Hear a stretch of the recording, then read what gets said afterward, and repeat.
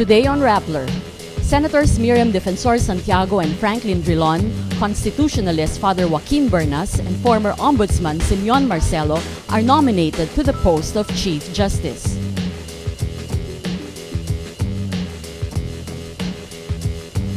Former President Gloria Arroyo tells a Pasay court she is in danger of choking anytime.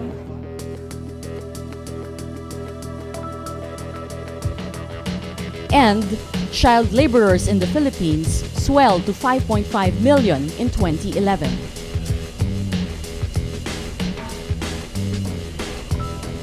Hello, I'm Chai Hofelenia, sitting in for Maria Ressa. Welcome to Rappler, your social news network. 4 legal luminaries are nominated for the post of Chief Justice. 2 senators who held contrary positions on the impeachment trial of dismissed Chief Justice Renato Corona, a constitutionalist, and a former ombudsman. Senators Miriam Defensor-Santiago and Franklin Drilon, constitutionalist Father Joaquin Bernas, and former ombudsman Simeon Marcelo are recommended for the post vacated by Corona on May 29. Drilon was one of 20 senators who voted for Corona's removal from office. Santiago was one of the 3 senators who voted for Corona's acquittal. Drilon is a party mate of President Aquino. He said before he is not interested in the position. Santiago was first nominated for Chief Justice in 2006 but was not appointed. Santiago is bound for the International Criminal Court where she won a seat last year.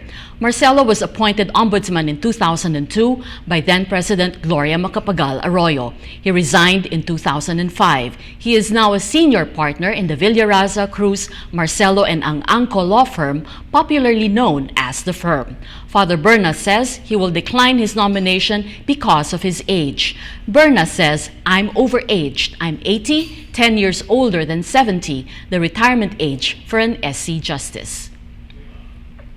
Ilocos Norte Representative Rodolfo Fariñas is being urged to run for the Senate next year under the ruling Liberal Party. Eastern Samar Representative Ben Everdones cites Fariñas' long experience in politics as proof of his competence. Fariñas was mayor of Lawag City and governor of Ilocos Norte. Everdones says Movement 188 in the House of Representatives will endorse Fariñas to the LP. Movement 188 is a group of representatives that signed the impeachment complaint against Corona. Everdones says his group made the proposal to Fariñas but did not say how the latter reacted. Fariñas is one of 3 prosecutors who gave closing arguments during the impeachment trial of dismissed Chief Justice Renato Corona, where he called Corona's arguments palusot, or excuses.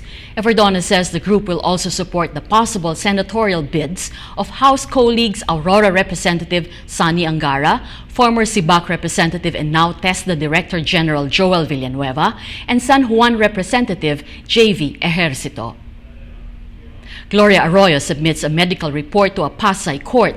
The report says Arroyo chokes due to a previous operation. Her physician, Dr. Roberto Anastasio, describes it as life-threatening because, quote, "the pressure of the titanium plate affects the voice box, a dangerous area of life and death." He adds, "the pressure of the titanium plate on the vagus nerve affecting the air and food pathway, the heart as well, may result in sudden death." The physician says Mrs. Arroyo should seek, quote, "an opinion in a hospital whose expertise is purely repeat reconstructive neurocervical surgery." The Veterans Memorial Medical Center, where Mrs. Arroyo is detained, makes its own evaluation of her condition. It says, quote, "our patient has no additional complaints aside from the previously mentioned attacks of intermittent neck and back pains." The 2011 survey on children, released by the National Statistics Office, or NSO, the International Labor Organization, or ILO, and the U.S. Department of Labor, says 5.5 million out of 29 million Filipino children are child laborers. Of the 5.5 million working children, almost 3 million are engaged in hazardous child labor. Hazardous child labor is defined as being likely to harm the children's health, safety, or morals. The 5.5 million child labor force is up 1.5 million from 4 million in 2001. The country only had 3.6 million child laborers in 1995. And although more comprehensive, the 2011 survey still cannot estimate the number of children trafficked for work, forced into bonded child labor, forced into the sex trade, forced into illicit activities, and forced into armed conflict. Country Director for the ILO, Lawrence Jeff Johnson, says we have to get to the root of child labor, which is linked with poverty and lack of decent and productive work. He adds, we need to ensure decent and productive work for parents so the kids will stay in school and not be made to work. On the same day, the ILO launched its new Batang Malaya campaign for a child labor-free Philippines with the goal of ending the worst forms of child labor in the country by 2016. The Department of Foreign Affairs says Chinese boats are back in the lagoon of Scarborough Shoal. The Philippine Navy says as of 2 days ago, there were no more ships in the lagoon.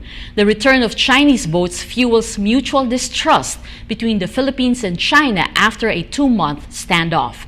The DFA did not explain its next moves. The Philippines and China earlier agreed to pull out their vessels from the lagoon of Scarborough Shoal.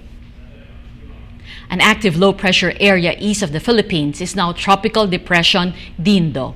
It has entered the Philippine area of responsibility and is moving closer to the eastern seaboard of Luzon. It was last spotted 670 kilometers northeast of Virac, Catanduanes. Pag-asa has not raised any public storm warning signals so far. By Wednesday afternoon, it is forecast to be 520 kilometers east of Casiguran, Aurora.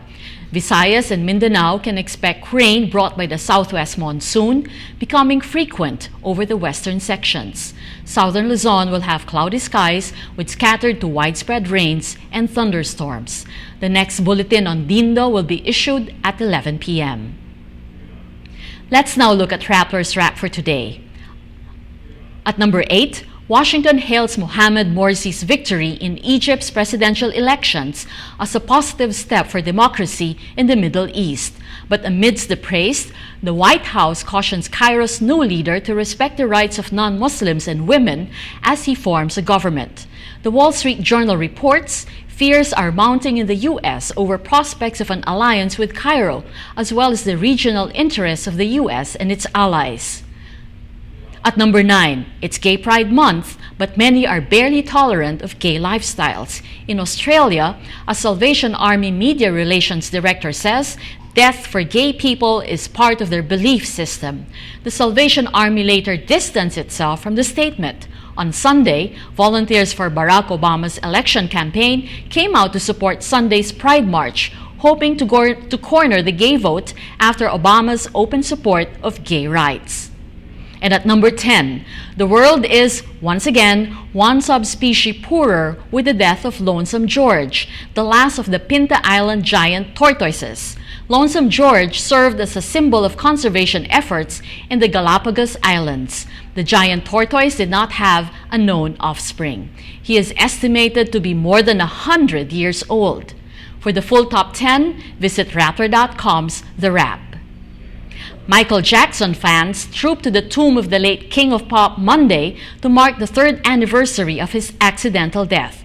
Jackson died on June 25, 2009 from an overdose of a powerful anesthetic he used as a sleeping aid. He was 50. He is buried in Glendale, a suburb of Los Angeles. Jackson's fans collected $30,000 to deliver 10,000 red roses to the singer's tomb. They were laid among sunflowers, teddy bears, and other offerings left by fans. Celebrities and family members posted tweets remembering the star's legacy. Jackson's daughter Paris said on Twitter, "Dad, you will forever be in my heart." Singer Justin Bieber tweeted, "You will never be forgotten." TV show host Paula Abdul called Jackson the epitome of a legend and a true icon. Social network giant Facebook earns cheers when it finally appoints a female to its formerly all-male board. The company announces Chief Operating Officer Sheryl Sandberg has joined the company's board of directors. But Facebook draws flack on the same day after changing all of its users' public email addresses with the domain @facebook.com without warning. Forbes says it is a lame attempt by Facebook to force its email service on its users. Facebook says they have been updating addresses to make them consistent across the site. It is also rolling out a new setting that gives people the choice to decide which addresses they want to show on their timelines. Facebook email service isn't new. It has been in place since 2010. That's Rappler's newscast for today, Tuesday, June 26, 2012. Visit Rappler.com and watch our newscast Monday to Friday. Tell us how you feel on our mood meter. I'm Chai Hofilenia. As we say at Rappler, tomorrow begins today.